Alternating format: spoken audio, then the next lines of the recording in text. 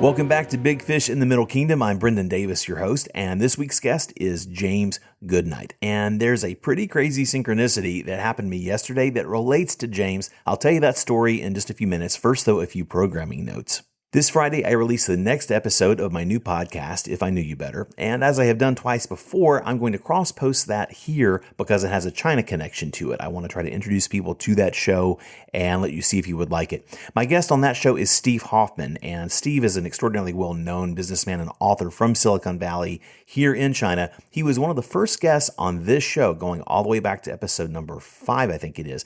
And he's also been a guest on my other podcast, How China Works. My co-host of that show, Ying Li, she worked as an executive mentor for Steve's company, Founderspace, in Silicon Valley back when she lived in San Francisco. So we're connected a couple of different ways, which is funny in and of itself, I guess.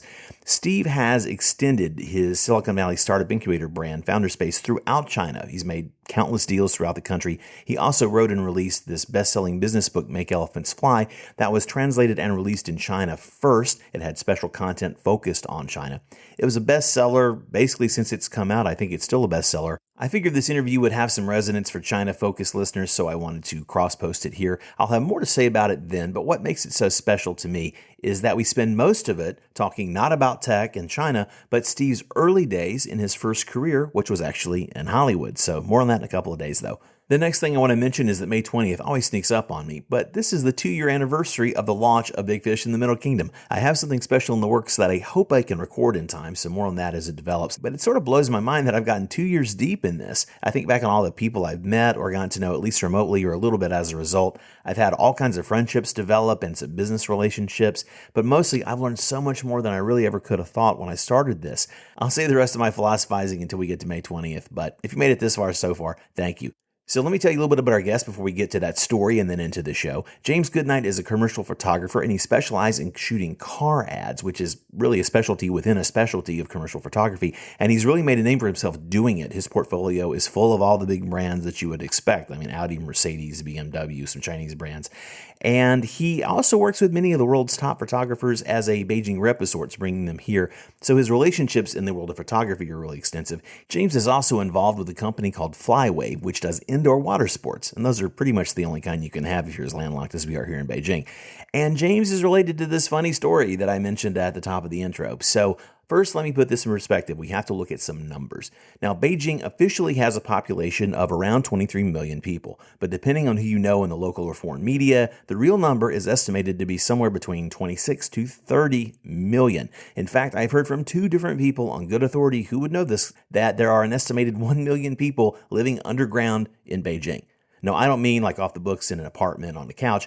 I'm talking about underground in old tunnels, abandoned subway lines or pipes or things that were, never used or have been abandoned, basements of factories that have been paved over. Regardless of the actual number, that's pretty crazy. And if you have any intel about this and you want to enlighten me, please feel free in a nice way. That is a lot of people. So the idea of running into somebody you're interlinked with on multiple levels just randomly, that gets your attention when it happens. So I won't get into all the details, but yesterday I had about 5 interlocking moments like that, which statistically, I don't even know how to calculate the odds of this kind of thing happen. But they all ultimately led back to today's guest, James Goodnight, being a common connection. So let me try to say this as succinctly as I can so I don't lose everybody. It all started when I woke up. I had this message in WeChat. I'd been invited to speak at this big film industry event down in Luoyang. And I went to lunch with one of my business partners and found out that he has also been invited and is actually speaking at the very same event. He was invited by somebody completely differently, and he didn't put my name in or vice versa. It was just a total coincidence. Everything really came together in the afternoon, though. I went to this business meeting with a possible new partner on a business project here, and they were in some industrial park I hadn't heard of. I put the name into my DD app in English, and I was on my way. It's a pretty new film business-related company, and I went there to talk about developing this new venture. So as the car gets closer, things are starting to look kind of weirdly familiar. And I checked out the map that showed the final destination, and it was really focused in now. And I saw that the building was directly across the alley from this bar called 12 Nights. Now, that bar is pretty well hidden from the road. You can see the sign, but there's a big wall. You can't actually see the bar from the road. But I discovered it about a month ago thanks to James. They've been hosting this kind of unofficial Game of Thrones viewing party there that he organizes with the Bar's own Iraqi, and I've become regular. So they show the episodes on a projection screen against their west wall, and that's all windows behind it looking out into this alley. So, unbeknownst to me, I've been looking out at this very building and actually the very chair in the window facing conference room where I sat for my meeting. I've been looking out there for a month. That got my attention, but then it gets a lot weirder. So I go into the meeting and I'm chatting with one of the owners. And as we're talking about backgrounds, I'm asking about her film business experience so I can get a sense of where she's from. She explains that she's coming into this new business from the investment side and she has creative interests, but her partner is the one that has the actual film experience. Her background, and this is a young-ish Chinese woman telling me this, her background is actually that she went to Paris as a young woman to study fashion design, and her training is in doing couture, and she's been very involved in Paris Fashion Week on and off. And that's when my jaw hit the floor, because this woman is basically the real-life character of my current film project, all grown up. I'm doing this film, my favorite season. It's all about a young Chinese fashion designer, and she wins an internship with the King of Paris and goes there and trouble ensues. So as things developed, that's pretty crazy, and we had to talk about that for a minute. So I mentioned this film event where I was going to be speaking, and of course they are thinking about going as well. That's pretty crazy because that's like many hours away on the bullet train. So with these really significant feeling coincidences in the air, especially this thing about her life story mirroring the lead character in my movie, I decided to finally tell her, I'm not surprised that you're right across from this place that's become my local neighborhood bar. And she laughs, and of course she knows Rocky and she knows James. So when the meeting was over, we said our goodbyes, and I walked over to 12 Nights, and they were just getting ready to open up. So I kind of walked in, said hi to Rocky really fast, but I sat in the chair for a second where I've been sitting for 4 weeks, and I looked and I verified, yep, that's the table where I was sitting. I've been looking right out through it at night. So it's funny. I may be spending a lot more time there before I take off from China again. All right. Thanks for indulging me for this long, epic story. I hope you liked it. Now, please enjoy my interview with James Goodnight.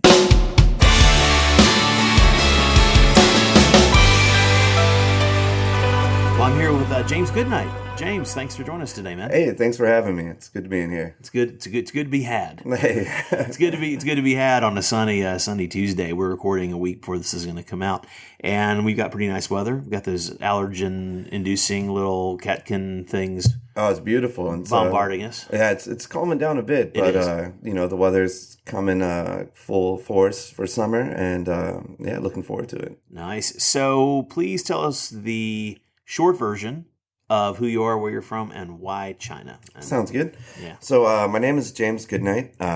Grew up in Chicago, went to LA when I was 18. Spent my 20s doing conceptual artwork with a studio that primarily focused on community-based art projects. We did things like Not a Cornfield and the Metabolic Studio.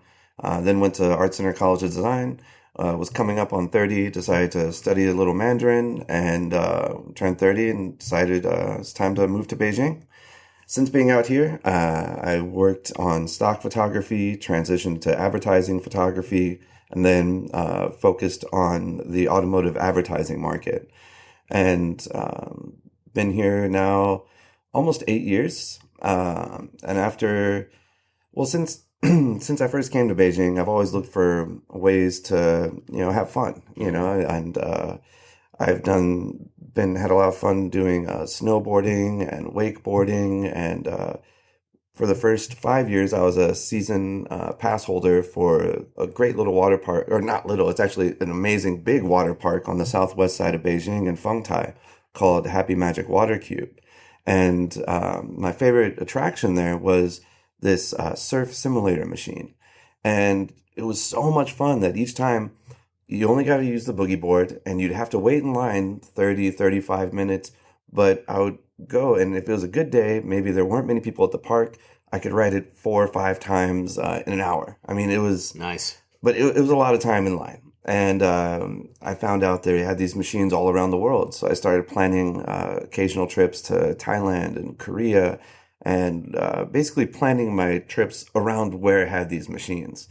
And then one year, on opening day, I show up, and of course all my friends are there that I usually see during the summer, and my buddy Duo Duo pulls me aside and he says, "Hey James, I got something you got to check out." The next day, we went over to Shine Hills Mall. It's an outdoor kind of walking around mall in Shenyi. And on the corner of the mall was this portable surf simulator machine just sitting there outside, and there's no lines, maybe 5-6 people, And this new company had just started, and this is their first mobile machine. I found out the next day that there's another machine they just installed in Wangjing that was outdoors, and it was perfect. It was a completely different experience. Yeah. There's no waiting. I mean, there's 5 or 6 people, but those 5 or 6 people that were participating, encouraging each other, everybody was, and it was no longer doing the boogie board, but the actual stand-up surfboard, which at that time, nobody really knew how to ride. I mean, Right. the first couple of days doing it, you just fall and fall and fall. Sure. And it's like being a kid again. And it was amazing. And so for the first couple of years this company was in business, I helped prototype their boards, test their boards. Whenever I would travel around the world to these different locations that had pro riders for the sport of flowboarding, I would bring surfboards with me and have them test them and get feedback. I helped out helping them mature as a company. And then when the time was right, when I saw that they were ready, I decided to make it official and started to create a department for international marketing and sales, which I'm now the director of. And that brings us to today. Fantastic. Yeah, you've been posting about this in our shared WeChat group where we met initially. And it looks like a lot of fun. And we talked about this, and it's not so much for the show, but my current one of my business partners is a really big surfer, and he plans his vacations around the world and surfing some pretty impressive places. He's got a lot of time in it, and I've long wanted to do it, and so I think I'm going to figure it out. I've got to get myself in a little bit better shape. It's I'm really going to have great. to give it a shot, I think. I think what's fun about it is, from spending so much time in LA, surfing is great, right? When the conditions are right, if you're wearing a wetsuit, in LA or, right. There's so many things that have to line up to make it a good time. With this, and being that we're in Beijing, there's zero opportunity for anything like that. Right. There's actually some places where you can do stand-up paddle boarding. There's a great wakeboarding park, things like that. But even those require pretty optimal conditions, With this, especially our flagship store, the wave is consistent every day. Yeah. The wave doesn't stop, so you should probably just go ahead and learn to surf, Nice. know? And well, I think you're talking me into it. I think you're going to have excuses. I'll have to impress Larry and Big C when I'm back in LA that I don't look like a total amateur. Oh, yeah. Well, it's interesting, especially, here, water sports are not a big thing. We're pretty far inland for it to be a big thing. Yeah. And, most are even hesitant to try this because their first initial thought is, well, I don't know how to swim. Well, it's not a problem. You actually don't have to swim. It's very safe. It's like a giant trampoline, and it's very approachable. And our flagship store, the way we've designed it, this is now our 3rd generation of the store, and it's been optimized to be the best in the world. There is no better way to experience this because it's a hybrid of. It can easily go from being used as a sport and training, and then it can go into party mode, right? Right. And it's indoors, right? So you can surf summer and winter. Yeah, bad pollution day or nice day. Yeah, no problem. And then there's a glass enclosure around the machine itself, which creates this intimacy between the spectators and the participants. And watching people play this is almost as much fun as playing it yourself, especially for the newcomers. The way people fall and then watching people. See, that's the thing. I don't want to be on Weibo with my tumbling head over ass, basically. But you won't be the only one. It might be, that's a consolation, I guess. But even then, when you get that first moment where you're able to stand for more than 5 seconds on the board, that'll be a big day. Oh, it's very humbling, and then it inspires confidence, you know, and each time it becomes addictive. We really try to treat it that way where, we create opportunities. We have, we've developed the sport in a way that is very different than it's traditionally seen in the West, right? Yeah. Usually it's a tourist attraction. There's a very small market of people that use it as an actual sport you can train. Whereas here in China, we've created things like FFA, basically a certified training system for coaches. Okay. And so you can have a coach that can take you from standing on a board all the way through to a kickflip, right? We have the CFO, the China Flowboard Open, which is an international competition we've hosted. We'll be hosting the third annual one in August, where we have not only the best riders from around China, but several that come from abroad. And we have an adult league and a youth league. And it's really a great way to stay healthy, build community, and just get out and have fun. Nice, man. Well, I don't want to turn it into an infomercial, so sorry. that's okay. This is your passion, and I say that to be funny, not to give you a hard time. It looks like a lot of fun, and I'm gonna try it. We'll have to do that. So, as you know from following this, I had put this show on hiatus, and I've just kind of brought it back a bit.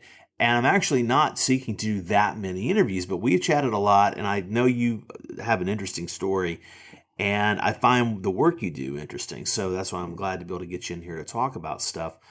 At the same time, I'm also reevaluating how I do this show. I mean, like in real time, as I'm telling you and the audience as we're sitting here that I'm reevaluating how to do it every time. This is the third time now that I've sat with somebody since I've kind of rebooted it. So what I want to do is, I'm curious to know, again, your China story, quote unquote, is interesting and fascinating, and the relevant parts of that you want to share. Let's talk about some of that stuff. But I also want to talk a little more in terms of big picture relevancy to what's happening. What you think about being here. I want to talk about how it's changed you and things like that as we go, just so you know where I'm sort of going. No pressure. No, I think one of the exciting things about China is you never really know what's going to happen. I look back 10 years and it's completely unpredictable being in China, doing these different activities and things like that. When like I said, when I was turning 30, I was looking for a change. I was coming out of Art Center College of Design, and I just knew so basically I have a 69 Volkswagen bus, right? Yeah. An adventure wagon, high top, sink, stove, fridge, things like that.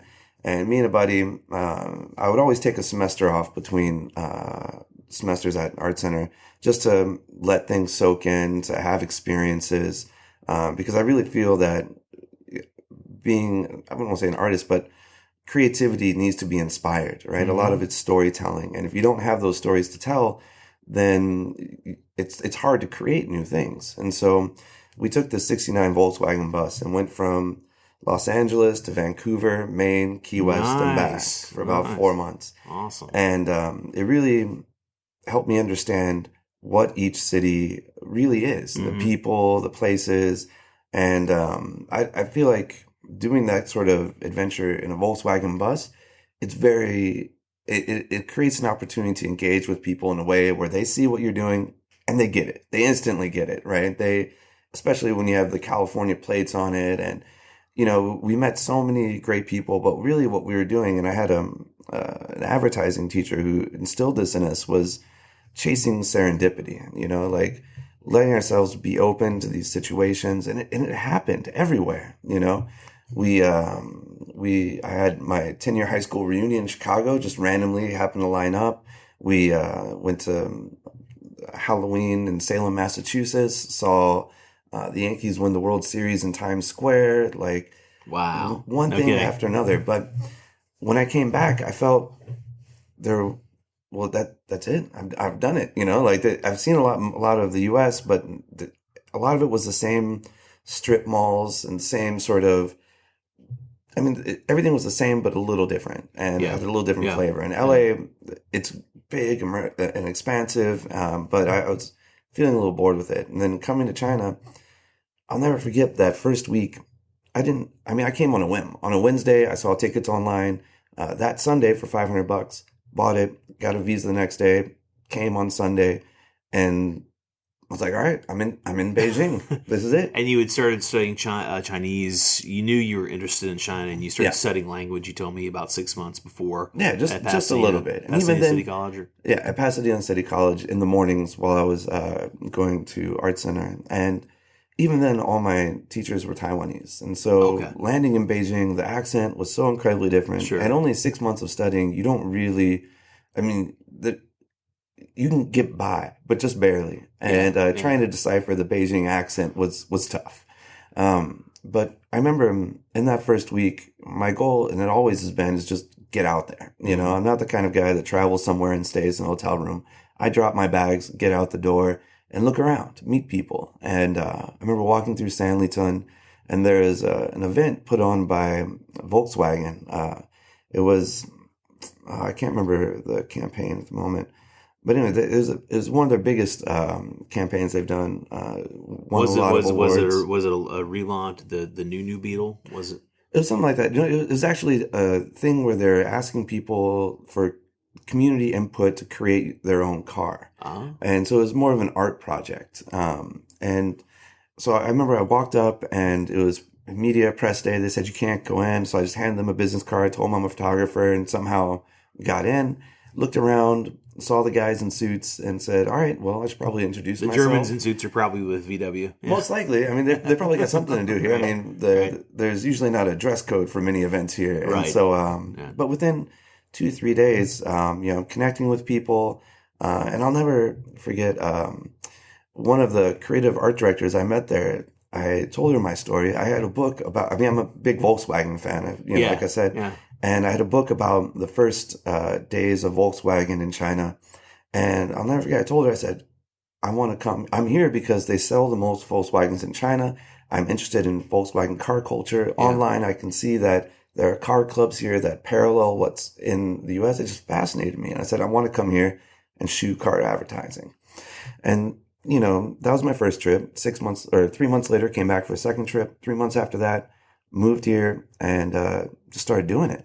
And it took a while to get my feet wet. Doing stock photography at that time, we were doing 3 productions a week. I would literally go to Solana, Sanlitun, with a portfolio in my hands, looking for people and saying, hey, they've got some chija, I'd have an assistant, but I would try to wing it and introduce myself. And if, the communication was kind of getting a little rocky, have the assistant come in and help me and just collect their info and, try to line up photo shoots and things like that. But this is before WeChat. So it was phone calls, emails, text messages. It was incredibly difficult. And and also people who don't use it don't know, but WeChat translates. So you can, so you would have been relying on your Chinese skills and your assistant. But nowadays WeChat, you can actually. I mean, I've got plenty of friends who don't speak. He speak almost no English, and I speak not nearly enough Chinese. Exactly. But we can be friends and we can communicate thanks to the translate function.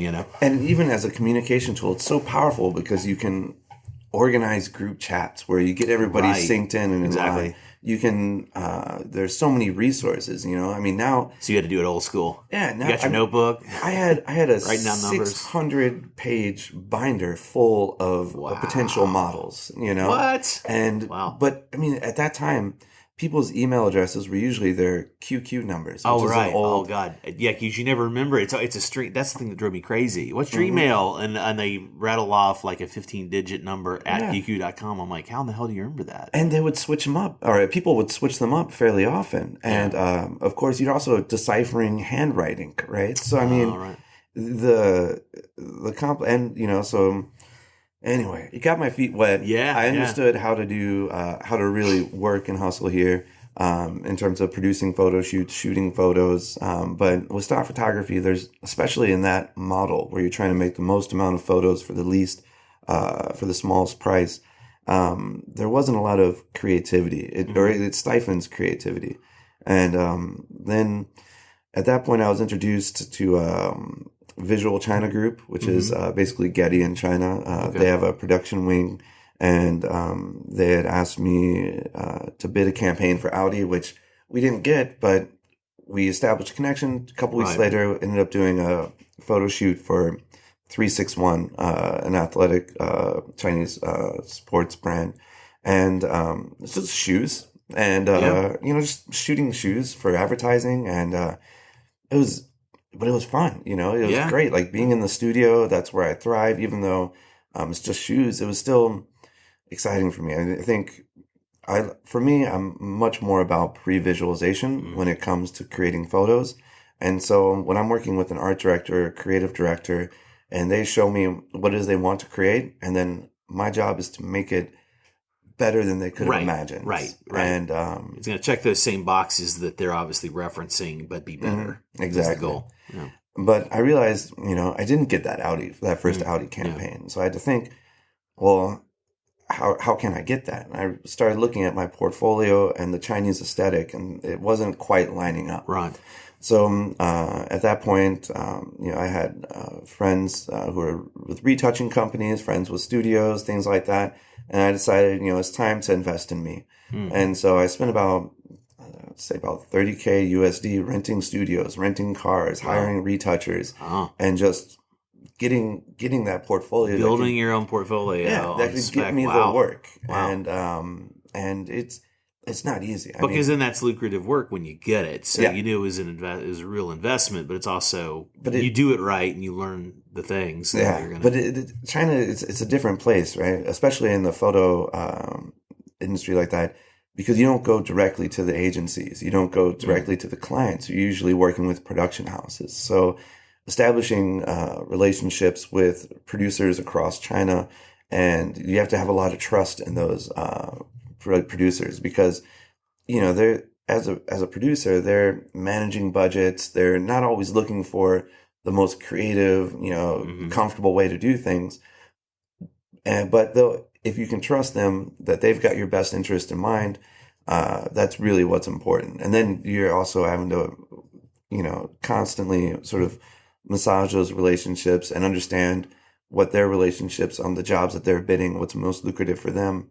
And so, there was a lot to be learned in that time. And shooting cars, I'm a big fan of shooting in the studio. And shooting cars is by far the most difficult form of photography to light in the studio.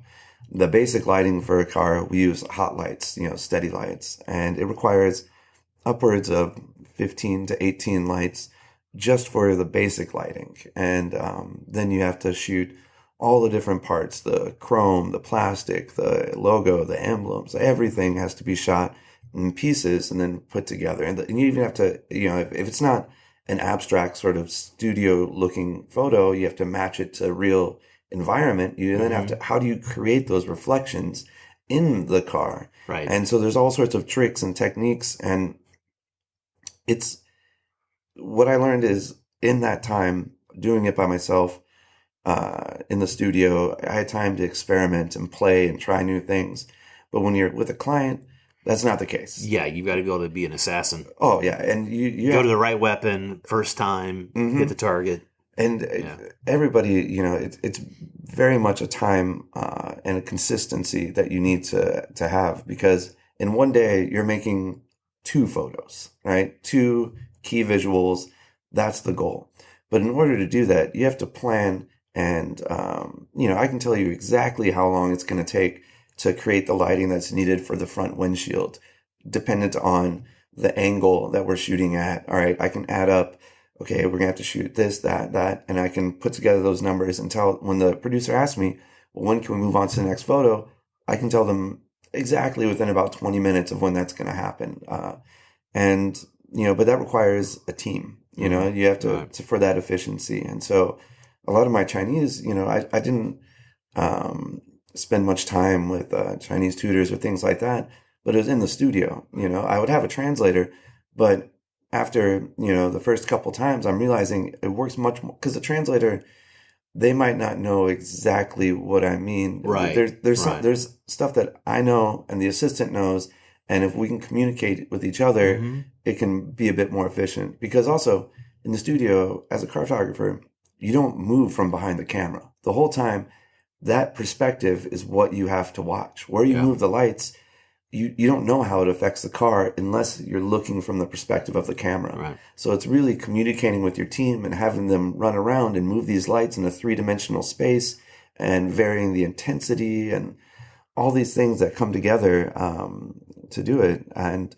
But it's always been my passion, and then being involved in car culture out here and knowing different car clubs and going to events and things like that.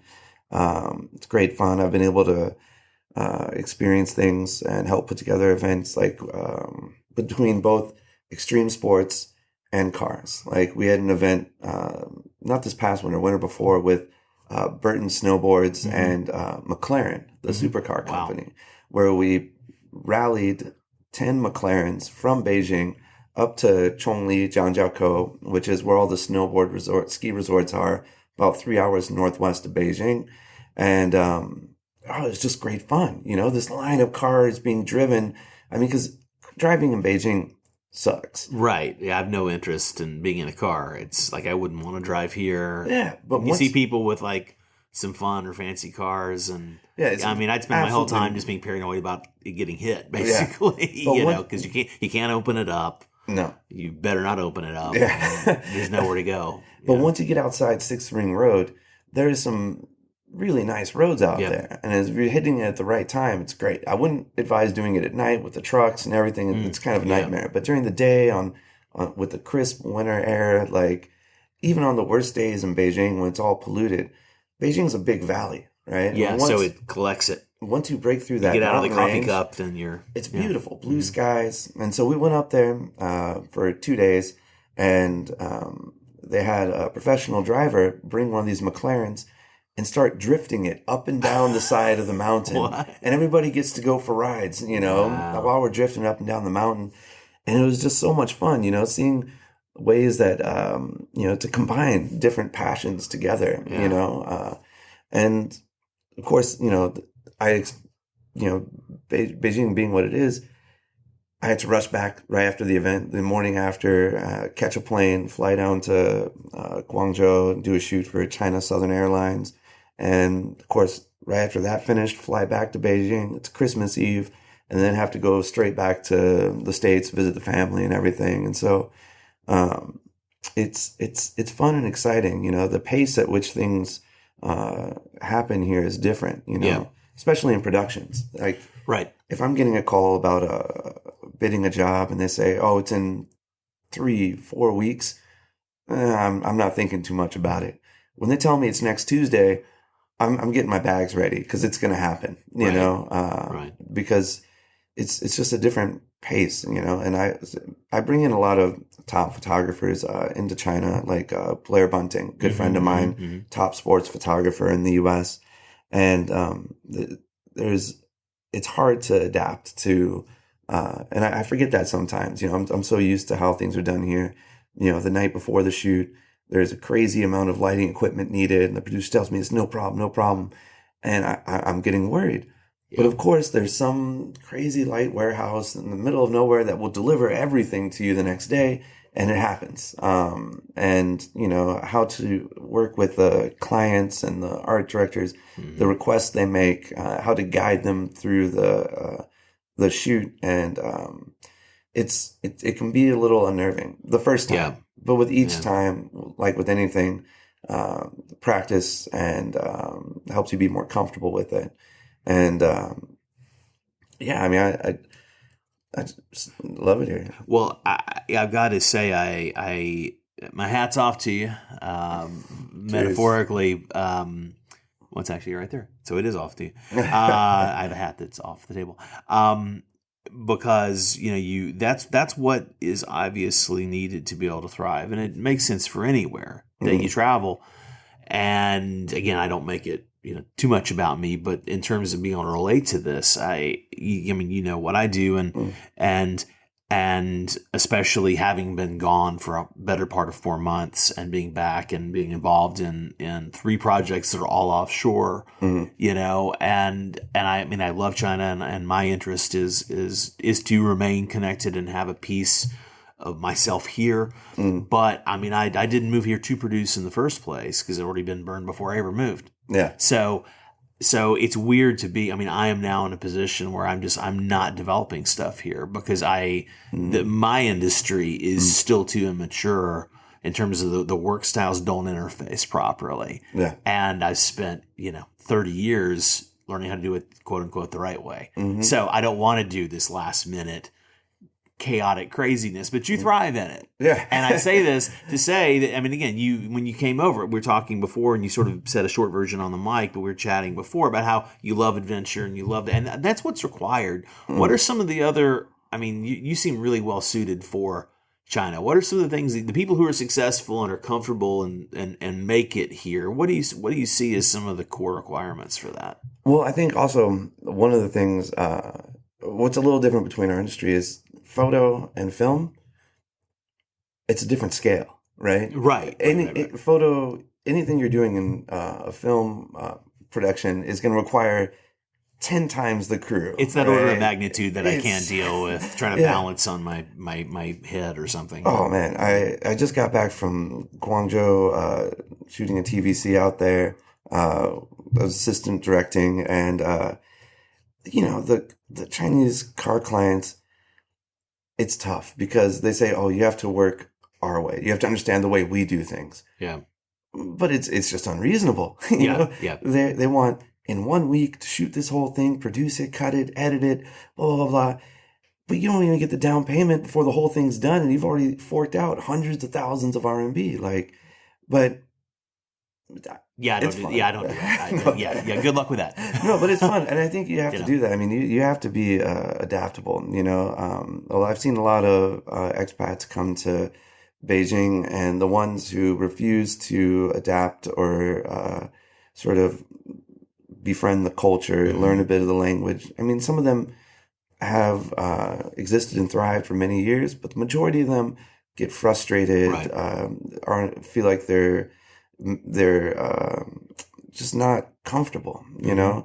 And the truth is, Beijing, it's a big city. Any big city around the world, you're going to find community and people and friends that are the same as anywhere else. And it's the people that learn to adapt, that learn to acknowledge the opportunity around them, and just get motivated, that stay positive and decide to do something about it, that thrive. I mean, the other great thing about Beijing is it's so tangential to all of Southeast Asia. Within an hour you can be in Seoul. Pick the country, basically. Yeah, it's beautiful, and each one of those has its own unique cultures. And one of the things I love to do when I travel is I look at that city and I look up commercial photographers that live in that city. Okay, meet them and it's a great way to understand the place. I hate looking at going to touristy sites and places and things. I still haven't done I've done almost none of that here. I've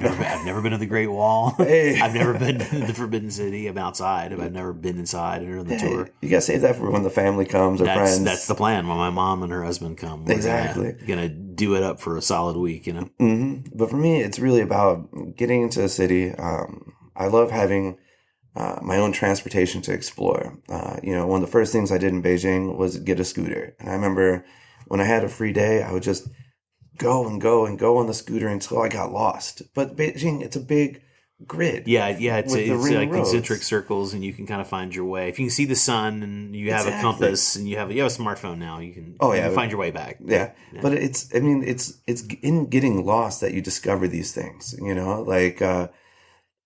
you just never know what you're going to find. Totally. And so this time of year, it's my favorite time of year because each evening, I'll come home from the gym and be a little restless. And I don't necessarily want to go home and watch TV or something. So I'll just jump on my scooter and go and just look for what new places have opened up, what exists. And for example, last night we were watching the Game of Thrones. You've been helping organize the Game of Thrones viewing party at your local bar, 12 Nights. 12 Nights, which is an awesome little place. Killer food and beer that I'm learning to enjoy too much. Oh, it's a great beer, great food, but you would never find it unless you were driving by. Yeah, it's set back, and the way there's a big wall in front with like ivy or something, but it's set way back off the road.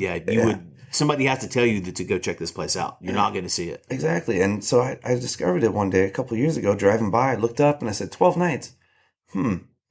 I should just go see what that is. Just check it out. And walk in, and sure enough, it ends up becoming my favorite bar. I mean, it's an amazing place, great sort of Western aesthetic to it. But really what I love most about it is the manager, Rocky, is just such a great dude. Yeah. And really takes care of everyone. And, it's all, it's community. The people that go there frequent it often. I keep a Chinese chess set there and have buddies that will call me up and want to play a couple games. Wow. And it's just fun to, get out and have something like that that's, kind of quiet and relaxed. And you can do things like have your Game of Thrones night, Game of Thrones night, but that's helps you feel comfortable, when sometimes China can be, it can feel so foreign and different than what you're used to back home. Right. But then I look at moments like that and I think, well, I don't even think this is available back home, like the level of comfort that I've been able to build for myself in a daily lifestyle, I think far exceeds than what I at least remember being in the U.S., Yeah. day to day, I don't know. It's out there, but you have to explore and find it, but it's the same thing anywhere, you can go to Vietnam, rent a scooter and just explore, or Thailand or any of these places. And that's really, I think, grow as a person, the way you open yourself up to those serendipitous moments where you learn stories, you create your own stories. You hear stories of other people. And, I just got back a couple months ago from Ho Chi Minh, and it was the first time I didn't get a scooter. And I stayed in the area where all the backpackers are, and your faces of disgust with seeing too many. It's just too much, when you walk into the bar. Too many pasty hippies. Well, too many kids taking a gap year and getting crazy and wanting to dance on the bar, and it just feel like they're so free and just get wild, and that's okay. But I'm much more interested and excited to hear the stories of the people that have lived there, right, and have made a life there, and can tell me a bit more about what the place is really like. And so, yeah, I mean, of course, I enjoy going to bars when I go to a new city. But the first person I meet is the manager or the bar owner, and understand a bit about the place, and introduce myself and kind of get a rundown of what the area is like and what to expect and what to do, where to go. And I mean, that's what I think. That's who I think really does well, not just in China, but living abroad as an expat, is people that are constantly exploring and looking for adventures and opportunities, and are able to be flexible, and adapt to different situations, and learn from those experiences and the experiences of others. And I mean, with things like WeChat, it's just a blessing. I mean, the way one can network here is unparalleled, especially even compared to the States. You can go to any city in China, and if you throw a shout out to a couple different WeChat groups you're in, you can find out info and resources, and people will give you recommendations. Where do I go? Where's the best place for this or that? Or is there a thing I should know about going here? Yeah, and you can connect with people. I mean, I remember in the beginning coming here, handing out business cards, having to send emails, like, should I call them, text them? How do we communicate? Mm-hmm. Now, business cards are almost useless. Mm-hmm. It's really connecting through WeChat, and being able to stay engaged, with the people that you're meeting. And it's just a really exciting time to have that. Do you see yourself, and I think I know the answer to this based on what you said here, plus just our other conversations about places you've been, and obviously your work takes you all over kind of Southeast Asia.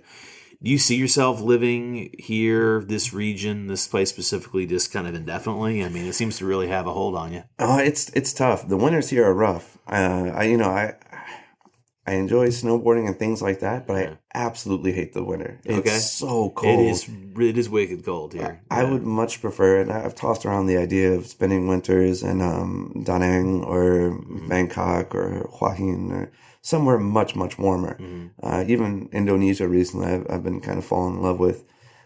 But as much as I say you can stay connected with WeChat and everything, it's really, especially with many of the people I work with, both in photography and with the surf simulator company, it's those hot pot dinners. It's those, Yeah. nights out, at the bar and things like that, where you really reconnect and sort of, and maintain those relationships. Right. And without that, like you said, I mean, you felt this with your 4 months away. Yeah. You feel a disconnection as Very, soon very as much. Yeah. you leave the Hmm. country. And yeah, it's not that far. It's only a couple hour plane ride to go to Southeast Asia. If there was, for some reason, work or things, I could easily be here in half a day. But I wouldn't be there for those dinners. I wouldn't be Right. there for those games of Chinese chess. And really, that's half of the fun. And so, yeah, I'm seeing myself here at least through the 2022 Olympics. I mean, there's another big goal of mine. Okay. Every All right. every 3 years, there's a rally from Peking to Paris, Right. and the next one is actually this June. And I emailed them almost 18 months ago, and it was already sold out, 100 spots plus a waiting list. But this rally is for classic cars. Yeah. Anything before 1970, the older the better.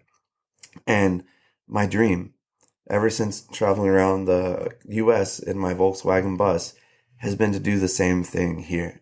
But there's no way to do it except for this rally. And Right, because that's the only time that those cars are actually allowed on the road. yeah, Is one issue the because of the plates and the pollution emissions stuff. yeah, and you have to get special permitting Right. and all of that.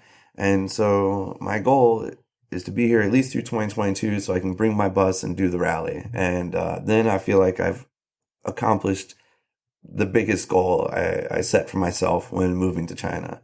And but yeah, I mean, each year the city here, you see it grow up and change, and the pace of change here keeps life exciting. And you never know. I mean, 2022 compared to now is going to be a completely different Beijing. But I imagine, much like leading up to the Olympics in 2008, it's only going to get better. It's going to get more modern. They talk about things like the smart city and how it becomes more connected.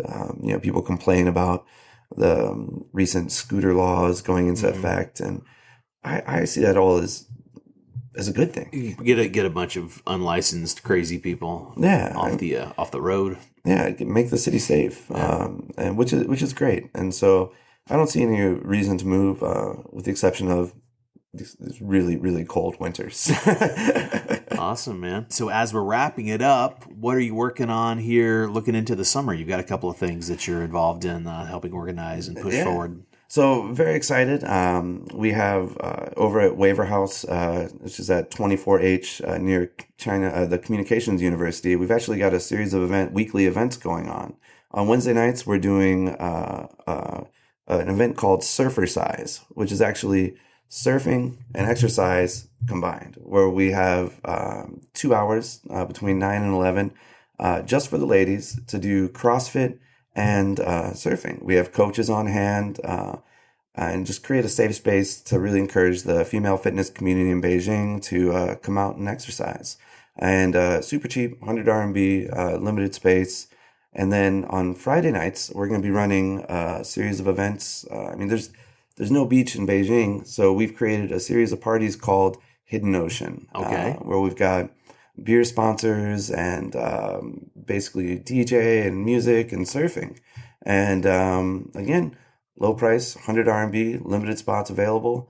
But for me, I'm creating these events because this is what I would love to do, and I would like to find other people that and help provide a space and an environment to experience that and get out and have some fun. That sounds awesome. So I'll put some information in the show notes in terms of contacts. So if you have some links or if you want to. Yeah, absolutely. You can follow us on our official channel, flywave_official.